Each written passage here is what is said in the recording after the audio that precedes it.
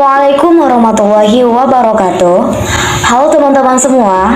Pada mata kuliah psikologi abnormal ini, kami dari kelompok 10 dengan saya Eva Susiana, NIM 2115040143, dan saya Nabila Echa Sapna, NIM 2115040146. Saya Putri Yunita dengan NIM 2115040161. Kali ini kita akan membahas mengenai gangguan seksual dan identitas gender. Nah teman-teman, gangguan seksual dan identitas gender adalah seluruh pikiran, perasaan, dan tindakan seksual manusia yang secara umum menyimpang atau disfungsional. Selanjutnya akan dijelaskan oleh rekan saya, yaitu Nabila Echa Sapna.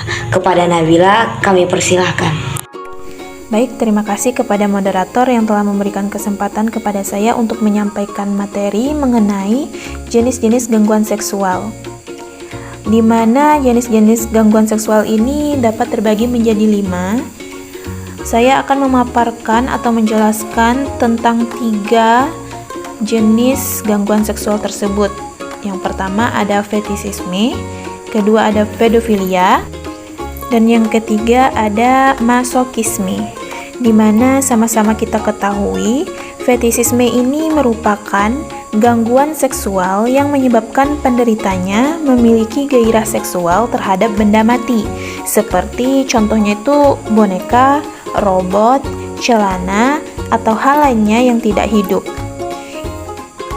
Fetishisme ini dapat terjadi karena pada masa itu anak-anak mungkin saja terpapar pada kondisi atau situasi yang tidak sepatutnya untuk usianya.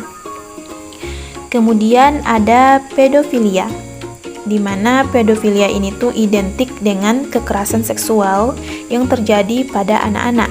Gangguan ini menyebabkan penderita berumur dewasa memiliki ketertarikan seksual dengan anak-anak atau remaja. Ini juga terjadi karena adanya pelecehan seksual ketika usia anak-anak. Akibatnya mengalami gangguan pada perkembangan saraf, otak, atau kelainan hormon.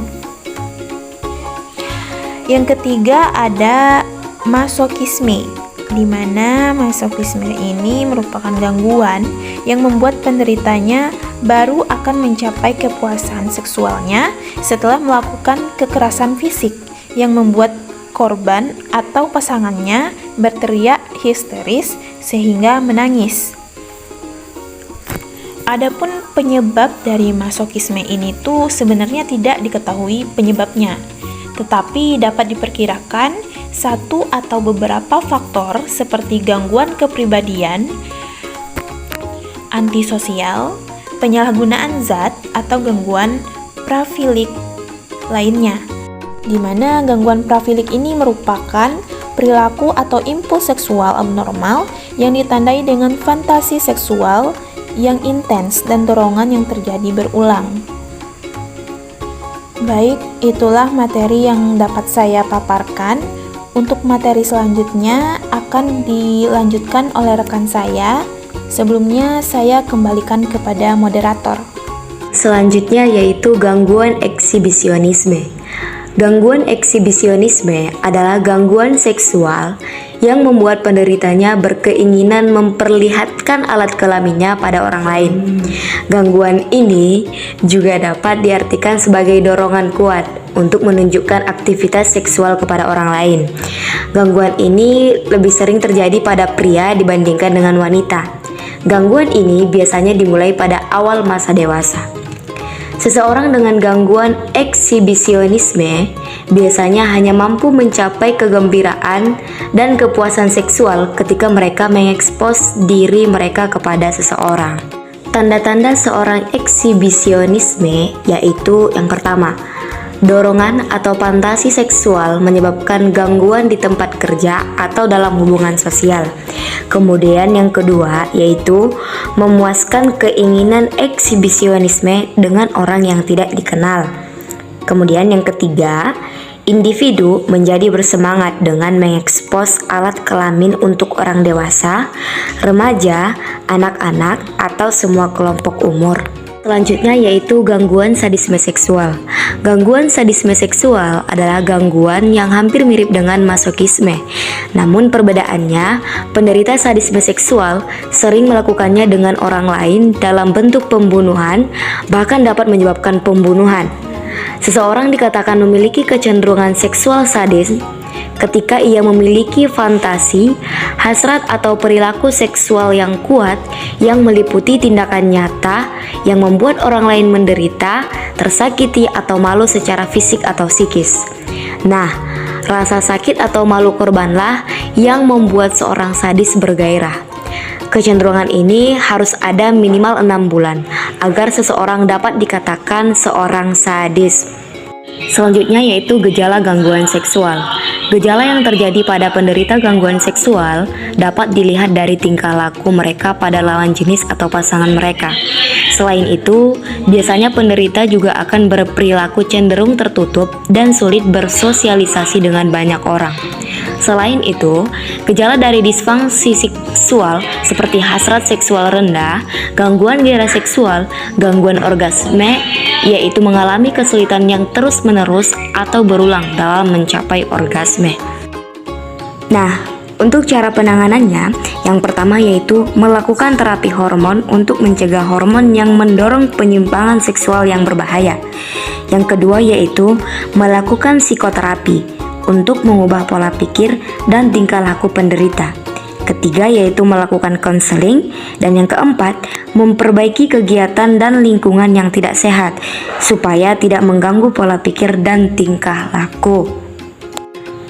Selanjutnya, penyebab gangguan seksual. Yang pertama yaitu faktor hormon. Kadar hormon estrogen yang terlalu rendah atau tidak berimbas pada respon seksual wanita, seperti kehilangan gairah seks, kesulitan merasakan sensasi orgasme. Sementara laki-laki, rendahnya hormon testosteron berdampak langsung pada penurunan libido dan berkurangnya keinginan untuk melakukan aktivitas seksual. Yang kedua, gaya hidup. Gaya hidup tidak sehat merupakan suatu kebiasaan yang dilakukan sehingga sangat erat dan dapat mengubah tingkah laku dan pola pikir. Kemudian yang ketiga yaitu pola pikir. Banyak masalah gangguan seksual terjadi akibat pola pikir yang terlalu cepat memvonis diri mereka sendiri, sehingga hal tersebut dapat membuat penderita melakukan sesuatu yang berlawanan. Selanjutnya akan dijelaskan lagi oleh rekan saya, yaitu Putri Yonita. Kepada Putri, kami persilahkan. Terima kasih kepada moderator.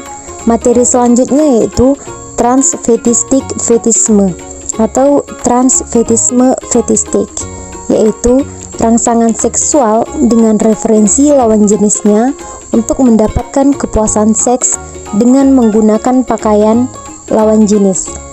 Biasanya, seseorang hanya menyentuh pakaian lawan jenisnya, namun lama-kelamaan mulai tertarik untuk mencoba agar mereka terangsang. Dalam beberapa kasus, seseorang transfetisme ini tidak bahagia dengan jenis kelamin mereka, yang menyebabkan transfetisme ini terjadi karena distres dan merasa tidak nyaman dengan identitas gendernya. Selanjutnya, male to female. Kami adalah perempuan kurus, makan pun tidak tambah apalagi mau curang. Dari contoh kasus sebelumnya, dapat sama-sama kita lihat secara fisik dia adalah sebagai seorang laki-laki yang mempunyai sifat dan gender yang dipicu oleh faktor biologis, yaitu lebih dominannya hormon seksual perempuan yang memengaruhi pola perilaku dari seorang gangguan male to female ini, yang mana mereka menjadi seperti perempuan pada umumnya. Materi selanjutnya yaitu intersex individual. Seorang yang lahir dengan alat kelamin yang tidak jelas atau ganda, itu faktor penyebab abnormalitas hormonal dan bentuk fisik. Ketika dia itu lahir, dia itu tidak jelas kelaminnya. Apakah dia alat kelaminnya laki-laki atau perempuan? Jadi masih belum bisa diidentifikasi secara langsung. Gangguan intersex individual ini dapat ditangani dengan melakukan pengecekan khusus oleh tenaga medis. Selanjutnya yaitu transgender, adalah gangguan yang merasa identitas gendernya berbeda dengan jenis kelamin yang ia bawa ketika lahir, yang ada dalam keinginan mereka untuk terapi hormonal dan mengubah bentuk dirinya semirip mungkin dengan yang ia inginkan. Seperti yang kita tahu bahwa sekarang ini banyak operasi yang kita sebut sebagai transgender. Banyak contoh kasus operasi transgender di Indonesia. Salah satunya yaitu Lucinta Luna. Selebgram tersebut mempermak tubuhnya menjadi semirip mungkin dengan perempuan. Faktor yang terjadi di dalam kasus tersebut disebabkan oleh faktor biologis, genetik seseorang, dan faktor lingkungan. Tidak banyak cara penanganan untuk mengatasi transgender ini. Pertama, menjaga pergaulan, menutup segala celah pornografi, misalnya dari gadget, dan mengadakan penyuluhan. Hal ini diharapkan supaya penyebaran transgender tidak semakin luas di Indonesia. Hanya itu yang dapat saya sampaikan. Terima kasih dan saya kembalikan kepada moderator. Baik teman-teman semua, sekian penjelasan materi kami kali ini, dan perlu kita ulang kembali bahwa gangguan seksual dan identitas gender adalah seluruh pikiran, perasaan, dan tindakan seksual manusia yang secara umum menyimpang atau disfungsional. Kami berharap dengan penyampaian materi ini dapat menambah wawasan kita bersama. Mohon maaf atas segala kesalahan dan terima kasih atas atensinya. Billahi taufik wal hidayah. Wassalamualaikum warahmatullahi wabarakatuh.